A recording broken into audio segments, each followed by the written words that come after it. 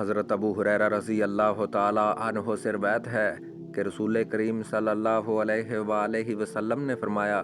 کہ اللہ تعالیٰ نے ارشاد فرمایا ہے کہ نماز یعنی سورہ فاتحہ میرے اور میرے بندے کے درمیان دو حصوں میں تقسیم کی گئی ہے، نصف میرے لیے ہے اور نصف میرے بندے کے لیے، اور جو کچھ میرا بندہ مانگتا ہے وہ اس کو دیا جائے گا۔ پھر رسول کریم صلی اللہ علیہ وآلہ وسلم نے فرمایا کہ جب بندہ کہتا ہے الحمدللہ رب العالمین تو اللہ تعالیٰ فرماتا ہے کہ میرے بندے نے میری حمد کی ہے، اور جب وہ کہتا ہے الرحمن الرحیم تو اللہ تعالیٰ فرماتا ہے کہ میرے بندے نے میری تعریف و ثنا بیان کی ہے، اور جب بندہ کہتا ہے مالک یوم الدین تو اللہ تعالیٰ فرماتا ہے کہ میرے بندے نے میری بزرگی بیان کی، اور جب وہ کہتا ہے ایاک نعبد و ایاک نستعین تو اللہ تعالیٰ فرماتا ہے کہ یہ آیت میرے اور میرے بندے کے درمیان مشترک ہے، کیونکہ اس کا ایک پہلو اللہ تعالیٰ کی حمد و ثنا کا ہے اور دوسرا پہلو بندے کی درخواست کا۔ اس کے ساتھ یہ بھی ارشاد فرمایا کہ میرے بندے کو وہ چیز ملے گی جو اس نے مانگی۔ پھر جب بندہ کہتا ہے اہدنا الصراط المستقیم صراط الذین انعمت علیہم غیر المغضوب علیہم ولا الضالین تو اللہ تعالیٰ فرماتا ہے کہ یہ سب میرے بندے کے لیے ہے اور اس کو وہ چیز ملے گی جو اس نے مانگی۔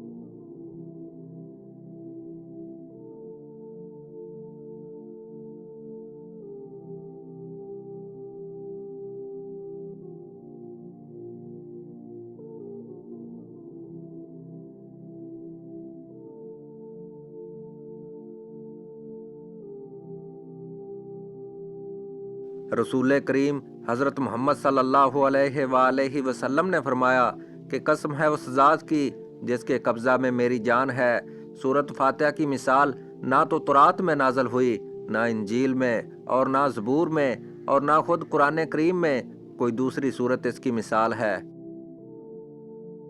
حضرت عبادہ بن صامت رضی اللہ تعالی عنہ سے روایت ہے کہ میں نے رسول اللہ صلی اللہ علیہ وآلہ وسلم سے سنا،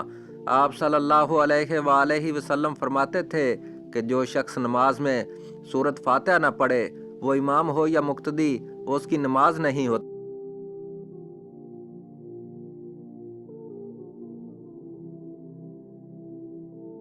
آپ صلی اللہ علیہ وآلہ وسلم نے فرمایا کہ سورہ فاتحہ ہر بیماری کے لیے شفا ہے۔ آپ صلی اللہ علیہ وآلہ وسلم کے عہد مبارک میں ایک موقع پر ایک صحابی نے ایک سانپ ڈسے شخص پر اس سورہ سے دم کیا تو اسے شفا ہو گئی تھی۔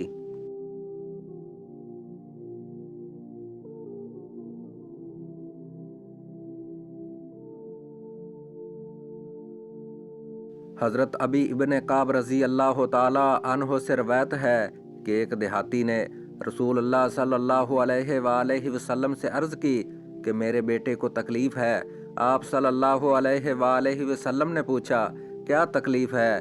اس نے کہا اسے آسیب ہے۔ آپ صلی اللہ علیہ وآلہ وسلم نے فرمایا اسے میرے پاس لے کر آؤ۔ چنانچہ وہ لے آیا تو آپ صلی اللہ علیہ وآلہ وسلم نے اسے اپنے سامنے بٹھایا اور اس پر سورۃ فاتحہ اور دیگر آیات سے دم کیا تو وہ لڑکا اٹھ کر کھڑا ہو گیا، گویا اسے کوئی تکلیف بھی نہ تھی۔